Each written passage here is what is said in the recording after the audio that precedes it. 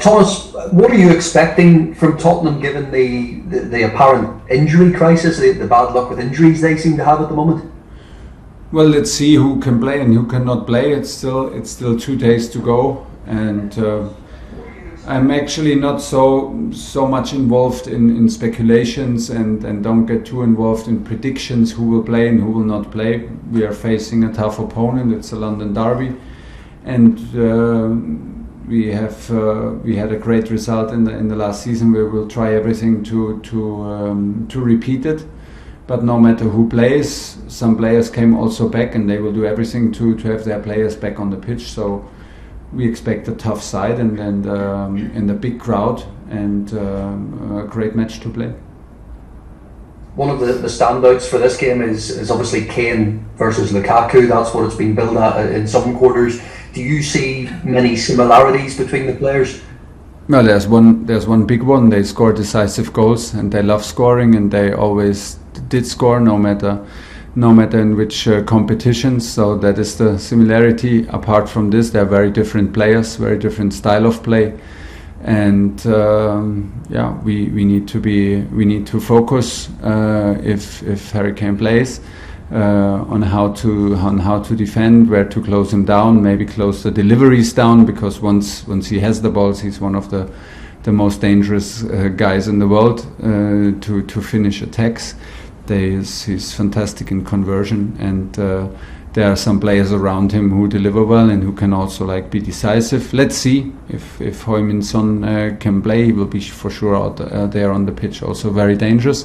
And we have also some guys around Romelu who are able to serve and deliver good performances. And in the end, it's a team effort, and it will always be like this. Have you got Christian Pulisic or N'Golo Kante back with you, or any fresh injury concerns? No fresh injury concerns. It's good news. Christian is in individual training and trying to come back and as fast as possible to team training, so he will not be in the squad. And N'Golo is back and back in full shape and ready to play. It's been a tough week for Reece James. He posted that footage on his social media account. Yeah. So what have you said to him? Well, it was pretty shocking to all of us, and to hear the news and then to see the footage. There's not much to say. I think that it's a given that we support him. The club is very supportive, and we are supportive emotionally, and in the end we are here to sometimes it helps to focus on something else, to that not everybody tries to help you and wants to talk with you about it and again and again and again. Sometimes it helps to keep the focus on the game and on training and on what to do to have the best distraction. But it's clear that everybody here supports him, and that's it. Last one, please, Paul. Antonio Rudiger has been excellent for you, along with many players this season and over the course of the end of last season as well. What's the state of play with his contract? Is there anything you can say? Are you confident that he will extend? No, I hope that they find the solutions, but it's not only between these things, as you know, it's not only between coaches and players and what we wish for, and that's why it's between in the moment it's between the club and the players and the agent. So we hope that they find a solution, and everything I can say that like you said, he plays excellent since a long time, very consistent on a very high level. I feel him very calm, very focused, and obviously not a distraction for him. So everything is in place, and give the things the time they need. Sometimes needs a bit longer. Sometimes things get very fast. But it's nothing new, no news from my side.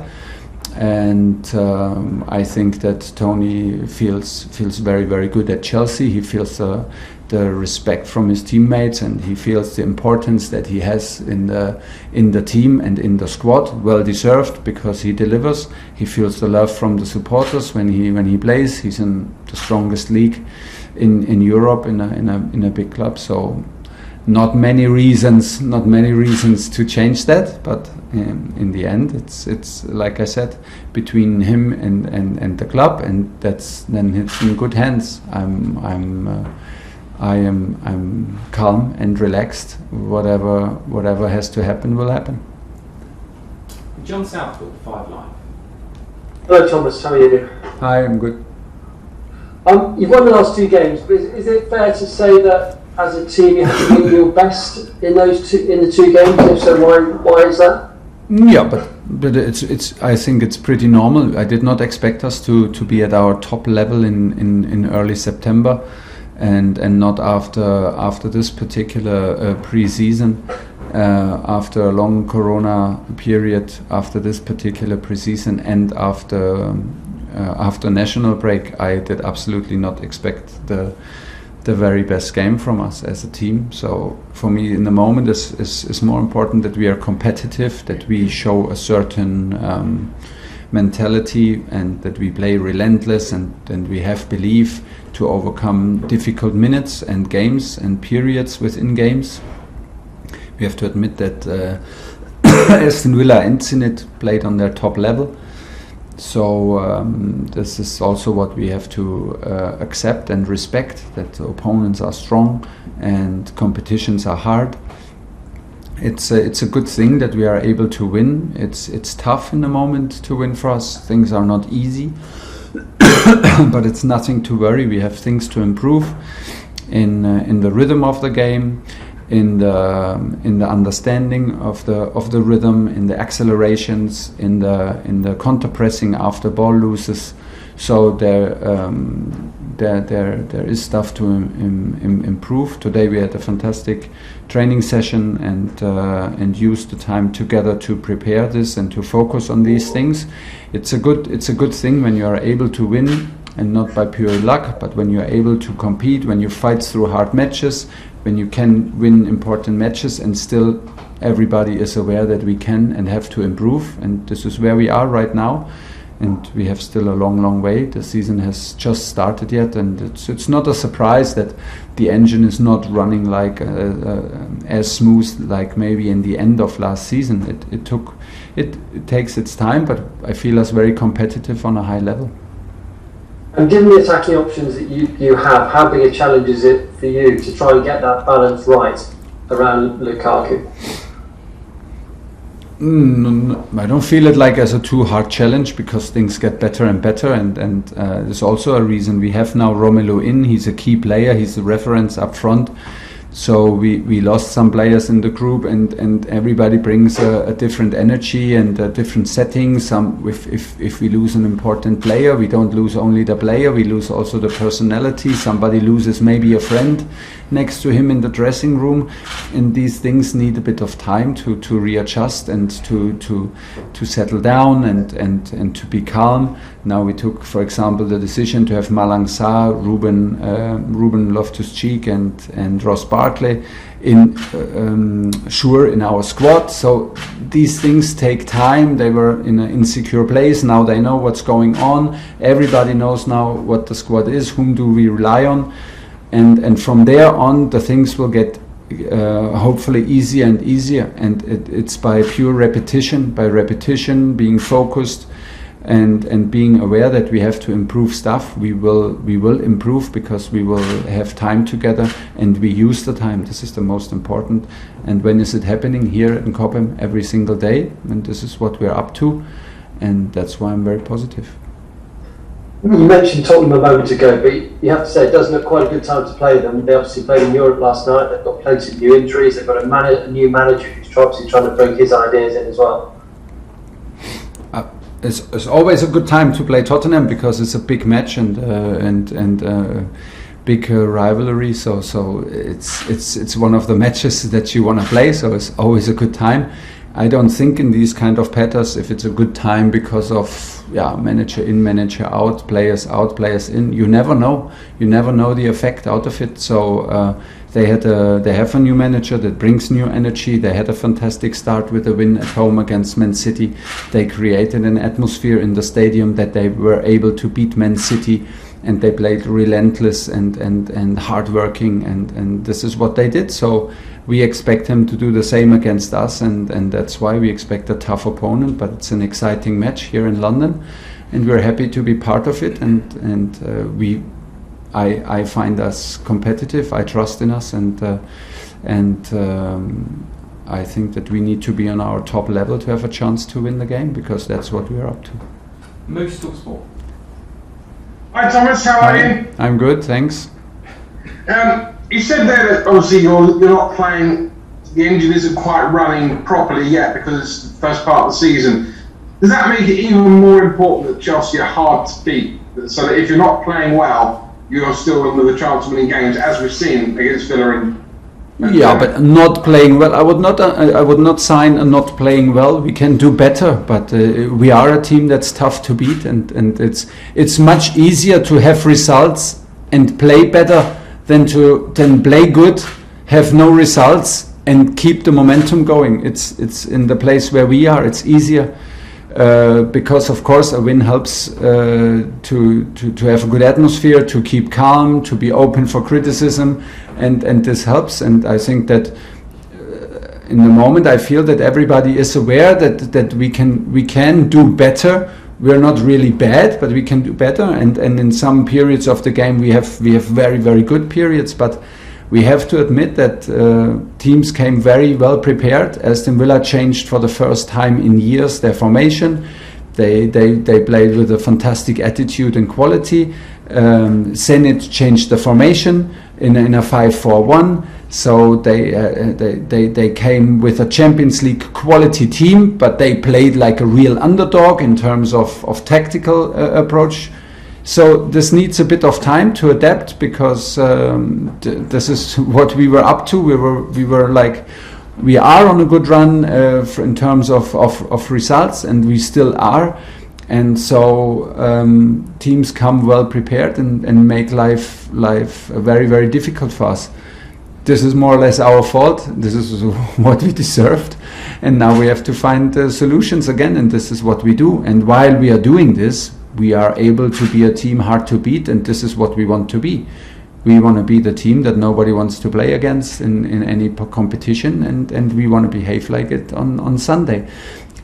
And this is very, very important to have this kind of attitude, because things it's normal that things don't go always in your direction in between 90 minutes, in between the whistles, and so you have to be able to fight through difficult moments, and this is what we do, and we overcome these moments, and we are never in doubt of what we are doing. I feel us very confident to go through these moments within games, and maybe it's the best also to accept it, that it can happen, and to not over expect from us. Just got a couple more quick ones. First of all, you got 2 days extra to prepare for the game. Is that a massive advantage? It's good. I like it, because we have like after a good day off, which was good for us.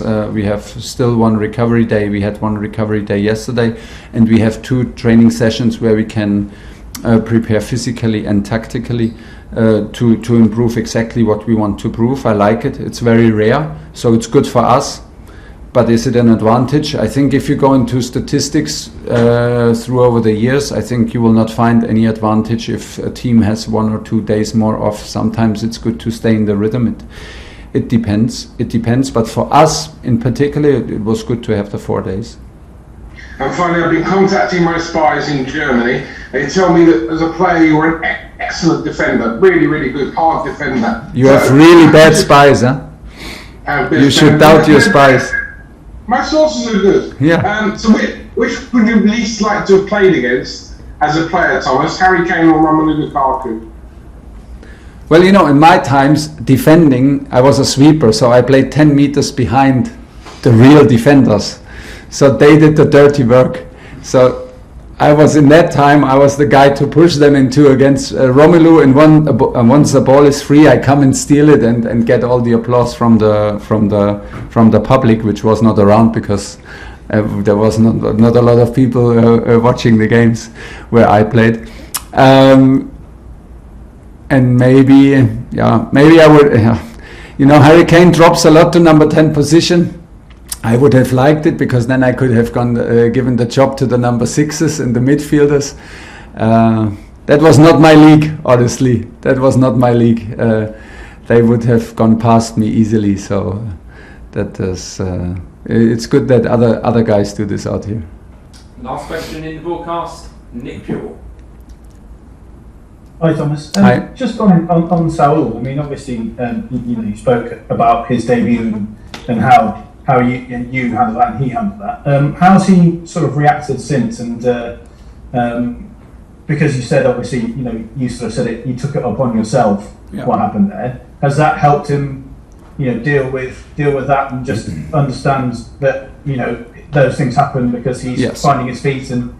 Yes, he's got plenty of time to get up to his level. Yes, we have guys who experienced the same difficult start here in the team, and this team is a very supportive team. So everybody shared their experiences also from their first matches in Premier League.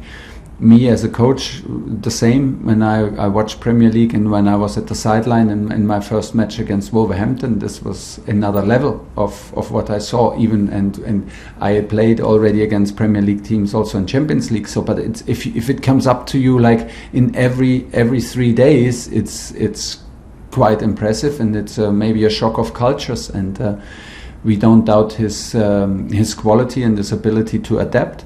It takes maybe now a bit of time to get it off his shoulders, but the good thing is he is in an age where he does not worry too much. He is self-confident and he is not like it, and the good thing is everybody in the dressing room and everybody in the club knows him very well because we played many times against him, and so there are no doubts. It just needs a bit of time, and the best thing to react is what he did. He trains good and he trains with intensity, and this will him prepare for the next time when he's on the pitch for us.